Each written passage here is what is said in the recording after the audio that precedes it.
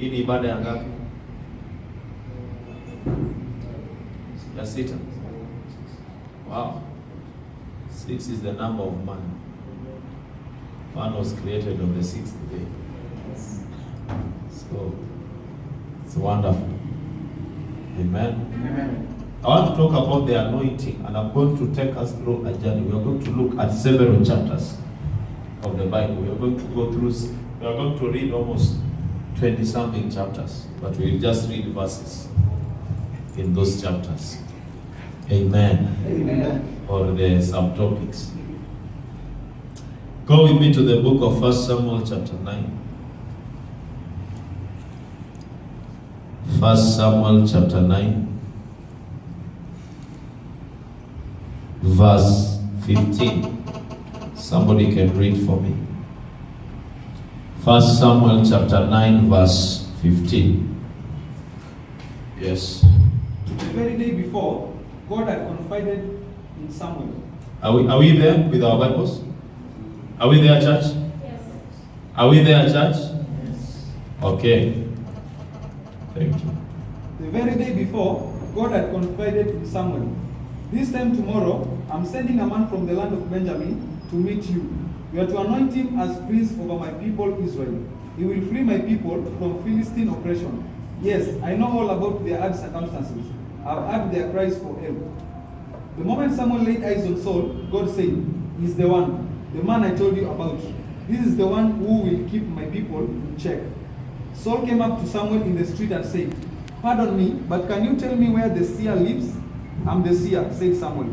"Accompany me to the shrine and eat with me. In the morning I'll tell you about what's on your mind, and send you on your way. And by the way, your lost donkeys, the ones you've been hunting for the last 3 days, have been found. So don't worry about them. At this moment, Israel's future is in your hands."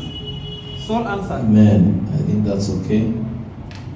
Can you read verse 21? All right. 21. Saul answered, "But I'm only a Benjaminite, from the smallest of A Israel." Benjamite. A Benjamite. A From the, Benjaminite. from the smallest of Israel's tribes, and from the most insignificant clan in the tribe at that. Why are you talking to me like this?" Samuel took Saul and his servant and led them into the dining hall at the shrine and seated them at the head of the table. Wow, that's okay. There are about 30 guests. Amen. Somebody shout amen. Amen. I'm going to show you a few things about the anointing, but this is in the context of the Old Testament. And in the Old Testament and in the New Testament, there is a shift in regard to the anointing in the New Testament, where the Holy Ghost indwells in us. The anointing that happened here was an anointing for service. And I want to say that every one of us, for every assignment God gives you, you need anointing.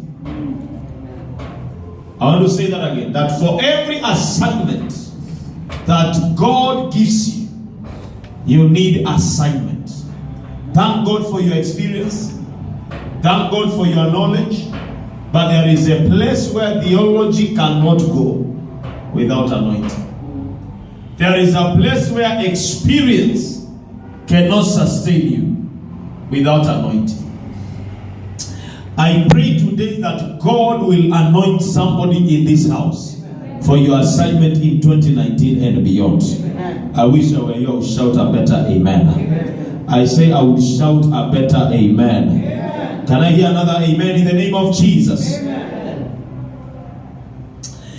In my thinking, Saul was a responsible man, and actually Saul had some advantages. Saul was a man that had some physical capabilities, some physical advantage. But despite the physical advantage, Saul still needed the anointing. 1 Samuel chapter 9 verse 1, there was a Benjaminite, a man of standing. I don't know what that means. Can I get another version just to understand that? A man of standing. There was a man from the tribe of Benjamin named Kish. He was the son of Abiel, grandson of Zerah, great-grandson of Bechorath, great-grandson of Aphia, a Benjaminite of stalwart character. Of? Stalwart. Stalwart character. Who knows what stalwart character is? Brian, speak a lot of English. Amen. Bwana asifiwe sana. Bwana asifiwe sana. Verse 2. Kish had a son named Saul, as a handsome young man as could be found anywhere in Israel, and he was a head taller than anyone else. What does that mean? Saul was a handsome man, physical advantage. Taller than any other person, physical advantage. To mean that if it was a military recruitment, Saul had a higher advantage than anybody else. It is said that he was the most handsome man in Israel. But God was not satisfied with his physical appearances and his physical abilities. He still needed anointing to become a king. Not even a pastor, not even a prophet, but to become a king. How much more anointing do you need to become a worshiper? To become an intercessor? To become a praise and worship leader? To become a prayer warrior? I pray that today the anointing will locate your life. Amen. I don't like your amen. I say the anointing will locate your life. Amen. Hallelujah. Amen. Don't be in a haste to serve God unless you are sure that there is oil over your life for that assignment. The Bible says, where we just read, that the angel of the Lord revealed, or rather the Lord revealed to Prophet Samuel. Today God has anointed me as a prophet in this house to come and declare to somebody, God has chosen you to become somebody of relevance in your generation. Samuel knew before Saul came. God doesn't need your contribution to know if he's going to choose you. The Bible says the Lord had revealed to him that this time tomorrow I will send you a man from the land of Benjamin, anoint him ruler over my people Israel. He will deliver them from the hand of the Philistine. I declare to somebody here, God is anointing you to deliver your family. I say God is anointing you to deliver your family. God is anointing somebody here to deliver your family. Your brothers and sisters will see the light because of you. Every Philistine power in this city, God is going to give us the oil to drive them away. Hey, I don't know if I'm preaching to the right church. I say God is giving us oil to drive every Philistine power, every worldly power in this city. Homosexuality will not rule when we are here. I say homosexuality will never rule when you are here. I declare that the regulations of this government will say no to every antichrist spirit in the mighty name of Jesus Christ. Our nation will never become demonic, Jezebelic and satanic in the mighty name of Jesus Christ. Elijahs are rising out of here. Nasema ma Elijah wanainuka kutoka hapa. Hey, I say Elijah is rising out of here. Kenya will never be ruled by Philistines. The anointing is coming to raise champions out of here that are going to destroy every Philistine power. We are going to enter the city center under the anointing. We are going to walk in the estates under the anointing. And every power of the enemy must give way. I say must give way. Amen. He was told before he came, there is a man who is already chosen. I am here to tell you, God has chosen you without your sin. Hey, God is not asking what experience do you have. Have you ever been anointed before? Have you been anointed for 5 years so that I can anoint you? God is God. Even if you are a fresher, God will do something in your life. Saul was a fresher. God is going to surprise people with experience by raising some freshers out of here. Say amen. Are you getting something? Somebody shout hallelujah. Hallelujah. Shout hallelujah. Hallelujah. Number 2, if you are writing, I have said that number 1, God will never consult And before you know it, God has chosen you. Saul was chosen before he knew. The Bible says, for their cry has reached me. Every anointing comes to solve a problem. God has not anointed you for fun. Every anointing comes to solve a problem, because every anointing is attached to an assignment. How God anointed Jesus Christ of Nazareth with Holy Ghost and power, and he went around doing good, healing the sick and casting out devils, for God was with him. His anointing was curing the sick, was delivering people from demonic oppression. Every anointing comes to solve a problem. God has anointed us in this city with an assignment, and one of our assignment is to bring revival. Kila usingizi katika nyumba ya Bwana inaondoka because of the anointing in this house. Yes. Shout amen. Amen. Shout amen. Amen. The sick will be healed. The lame will walk. The blind will see. The deaf will hear. The dead will rise. Every anointing comes to solve a problem. Can you give Jesus a clap in the name of Jesus? A better hand clap to Jesus. I pray that you will discover why you are anointed. Amen. I pray that you will discover in 2019 your assignment. Amen. You will not be a random person. You will discover why you are here. You will discover why God has put oil over your head. You will discover why God has put oil over your life. Shout a better amen. Amen. I say shout a better amen. Amen. I say shout a better amen. Amen. You are delivered from a journey of discovery. You will no longer be researching why you are called. You are not the person who will ask, how do you discover your calling? How do you discover your purpose in life? Today may you discover your purpose. I say today may you discover your purpose. I say today may you discover your purpose. Hallelujah. When Samuel caught sight of Saul, the Lord said to him, this is the man I spoke to you about. He will govern my people. Anointing relies on connection. The person assigned over your life to provoke anointing. You see, before Samuel poured physical oil on Saul, God had already chosen the man. So even the prophet Samuel could not resist. When God has chosen you, even me, I cannot resist. Are you getting what I'm saying? Because there are people who will lie to you that because you are my son or my daughter, I can even extract the anointing out of you. No. When God has chosen you, even myself, I cannot be a barrier. So Samuel was supposed to cooperate with God's directive concerning the affairs of Saul. When he saw him, there was an agreement. Anointing operates in harmony. The recipient and the receiver or the messenger must get to a place of agreement. I'm speaking some deep stuff. A prophet you don't believe cannot raise your life. And a prophet that does not believe in you cannot raise your life. Am I speaking something here? Yes. A man of God that doesn't believe that God has put something in you cannot cooperate with God concerning your life. Amen. They can give you words of knowledge that are manipulative. That's why you must be careful with the people that you attach yourself to, especially people who are in authority and spiritual authority over your life. They can mess your life.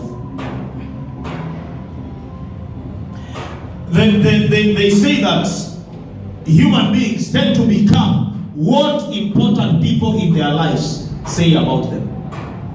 And important people in your life, some of them are people in authority over your life. So if you are under a wrong spiritual authority, that wrong spiritual authority will keep speaking things that are negative over your life, and you will believe. When Samuel saw Saul, the Bible says he recognized him. The Bible says that the Lord said, this is the man. On the other hand, Saul was properly located. I prophesy to somebody here, you shall never make a mistake of location. Amen. You shall never be in a place where you cannot meet the right people over your life. Oh, yes. That's why you must be careful with assignments that show up on Sunday, or when there is an appointment for your destiny. Can I speak to you? Can I speak to you? Yes. Some of you seated here, if I can do a survey, you had reasons not to come to church, but you came anyway. Am I speaking the truth? Am I speaking the truth? Let me tell you the truth. God does not come at a place of convenience, of your convenience. It is you to be inconvenienced to fit into his diet, into his program. It's not God to compromise his standards so that he can accommodate. You need God more than he needs you. Oh, yes. Hallelujah. Amen. Anytime you realize that whenever you want to serve God, something shows up. No matter how good it is, be careful. I say be careful. The problem of location is a serious one. You must know where God wants you to be part-time. Part-time. Your miracle is not everywhere. Your destiny is not everywhere. Can I say this?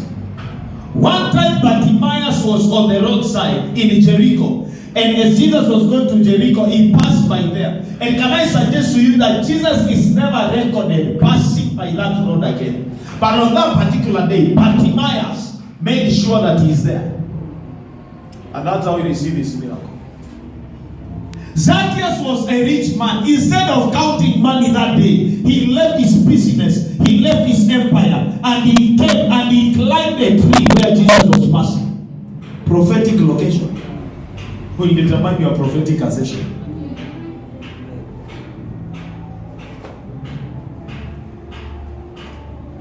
I suggest to you that whenever you feel like you cannot make to that meeting, that is the right time to make for that meeting. Saul, there was harmony. Hey, thank you, Holy Spirit. I can show you countless of people. Countless.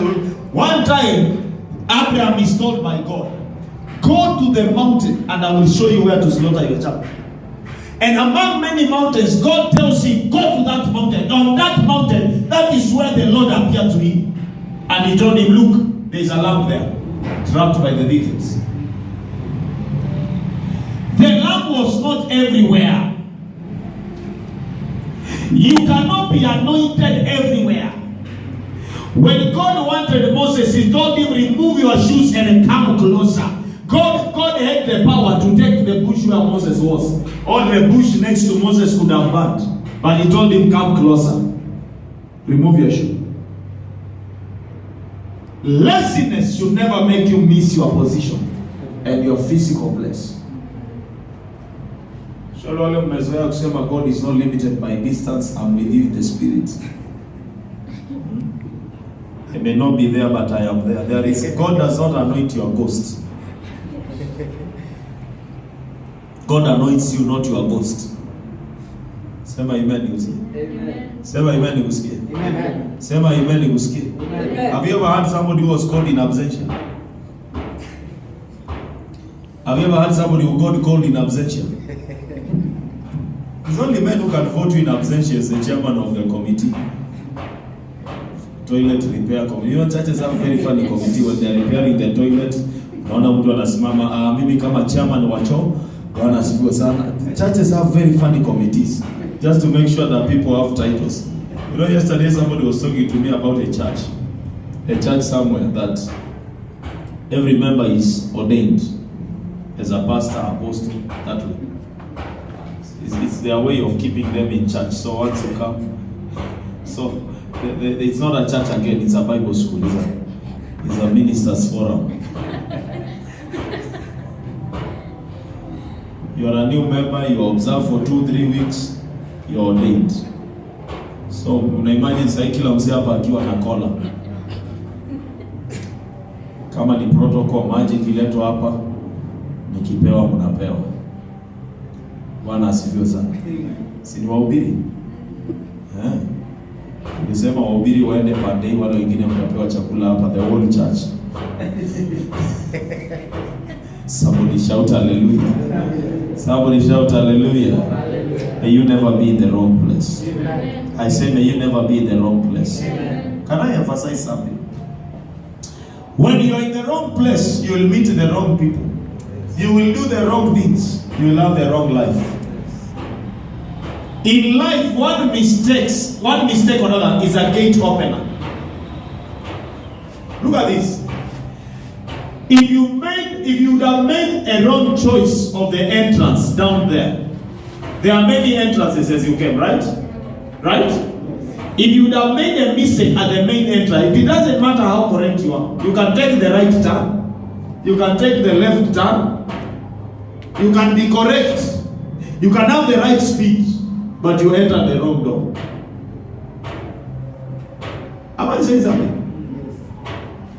You can climb very fast so that you make it on time, but you'll make it on time in the wrong place. Am I saying something? May you never enter a wrong door. May you never enter a wrong marriage. May you never enter a wrong place. In the name of Jesus. Saul was in the right place. So location must harmonize. So Samuel saw him. And he told him, man, I'm going to have dinner with you in the upper room. And he tells him, I will tell you things about your life that you know nothing about. Saul verse 21 is trying to say that he's the least in his tribe, he's the youngest in his tribe. And I have said that anointing will disregard your physical weaknesses or your natural weaknesses. God will disregard your natural weaknesses. Let me tell you, God does not anoint age. God does not anoint gender. Wala mwenye unajifanya ati ni mwanaume hakuna msichana anaweza hubiri kukuliko, utashangaa. Utashangaa. God does not anoint gender. God does not anoint. Look, do you know that it is Zipporah, the wife of Moses, who rescued Moses when God wanted to kill him? Because he had not circumcised his child, his son. What did the wife do? She took a stone, cut the skin of the boy, and Moses survived. A woman rescued one of the greatest prophets of the Old Testament when God wanted to kill him. God does not anoint gender. God does not anoint age. That's why he has no problem taking a stammerer. He has no problem picking Gideon from the smallest tribe, and he is the youngest in his family. God can anoint your last-born brother and leave you there if you're not careful. God can anoint the youngest of us. It is not about age. There are factors that are major, not about age. At the age of 12, Jesus was sitting down with elders, confronting them, telling them, discussing the word with them. At the age of 12, you are 24, you are 28, and the only thing you can discuss is the latest news. Is about the latest news on internet. May you discuss the word of God. I say, may you discuss. I wish I were you. Shout a better amen. May you discuss the word of God. Amen. Hallelujah. Amen. I say hallelujah. Amen. You are 24. If you are above 12 in this meeting, I have a problem with you. If you still have a problem with discussing the word of God with elders. So at the age of 12, he had capacity to handle elders. Kila roho ya mtoto lazima ikuachie. Katika jina la Yesu. Leo achana na mtoto. Ukisengenywa siku mbili umeachana na kanisa. Ukiangaliwa basi nani yako kusalimia, si umsalimie wewe. Alini ignore. When you are ignored by people, don't ignore yourself. The best way to deal with people who ignore you and assume you is not to assume yourself and not to ignore yourself. If they ignore you on the list, take a list and write your name on the top. You are permitted. You can even give it any. You can write the next president of Kenya and write your name there. You can come up with any list. Sijui ati kuna watu walikuwa wanaenda wapi ukaachwa. Andika wale wanaenda America. It is free. I say it is free. Greet your neighbor. Tell your neighbor I cannot be ignored. Even if everybody ignores me, I cannot ignore myself. Shout hallelujah. Hallelujah. Am I blessing somebody in this house? Why don't you lift up your hand and shout hallelujah? Hallelujah. I better hallelujah. I better hallelujah. Your hallelujah lives vitamin C. Glory to God. Anointing ignores your natural limitations. Have I said that? Thank you, Jesus. Your natural limitation can be your age, your gender, your tribe. Hakuna upako ya Wakamba na upako ya Wakikuyu. Hakuna upako ya Waluya. Na hakuna mafuta special inashukianga wa Masai ama wazungu. Kwanza wazungu blacks, the greatest tribal controversies between whites and blacks. We tend to believe that the God of the whites is superior to the God of the blacks. It's a lie from hell. It's a lie from the devil. I believe that if Pastor Benny can go to the world, I can go to the world. Yes. I believe. If Dr. Maurice Cerulo can shake the world, I believe I can shake the world. Yes. Somebody shout amen. Amen. I say somebody shout amen. Amen. And especially if you have come from Kenya with all the troubles we have, the problems we have. Kenya itself, just being born a Kenyan is already, you have done a unit in missions. You have already done a unit in missions. Some of the poverty we have, some things you have endured, we have already covered some units in missions. Is it not true now? Bwana asifiwe sana. Haya, nyinyi mmetoka America mmekuja huku attachment, okay? We have covered some units already. By this church being here, we have already covered some units. There is a layer that has grown. Am I talking to somebody here? Yes. Some families you are born, you have already covered, and you make it where you are. You have already covered some units in missions, so you can do missions. Ni kama kuwa in prison in America. I hear that they live a better life. Prisoners live a better life than a normal African. They have internet, Wi-Fi. They have very nice bed. They have everything. They order meals. They eat well. Prisoners are treated like, I mean, the only thing you miss is freedom. Actually, there is rehabilitation, literally. Those guys are telling you how to be a responsible person. You even come out with a certificate. I know here in Kenya they train you carpentry, they train you masonry, but by the time you come out, you don't have strength to do the work. Praise the Lord. Praise the Lord. You already trained. Unalala kwa sakafu. Unaambiwa there is prison reformation. You go to those prisons and see. Don't even go to prison. Go to a police cell. Those of you that have been privileged to develop your testimony and you have been to a cell, you know what I'm talking about. Some of you need to update your CV. Your testimony has been flat. Need some spices. Amen. You need to go and preach in a police station and shout. Wakikwambia nyamaza waambie hapana, I've come here in the volume of it is written. They will put you there. And then you can talk about persecution. But before you do that, receive anointing for wisdom. Amen. Praise the Lord. Amen. So, natural limitations. Whether you are black, whether you are white, whether you are maroon, whether you are pink, when God says it is you, it is you. Even if you are a stammerer, God has a problem. He anointed a stammerer, gave a word to a stammerer, and he made an eloquent guy to be his interpreter. God can mess order. God can mess order. And may the Lord mess the order of men to favor you. You are even last with a mercy. I say, may God mess the order of men to favor you. Let the anointing mess the order of men and favor you. May your business blossom. May your business blossom. May your ideas blossom. May there be an anointing in your voice, that even those that are trained better than you will not be able to enter the level that you will enter, and the realms that you enter. Shout hallelujah. Are you getting what I'm saying? Na wale wamekudharau kwa sababu ya miaka yako, ama rangi yako, ama age yako, may the Lord do something. May stammerers prophesy. Oh, Rapasaka Lava. I say may stammerers prophesy. I say may stammerers prophesy. I say may stammerers prophesy. Anointing changes you.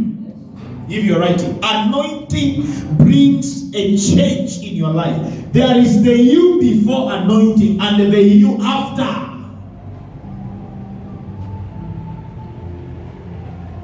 I have said that it can disregard your natural limitation, but anointing does not come to sustain your limitations. It can come to you with your limitations, but not to sustain. It doesn't come to strengthen your weakness.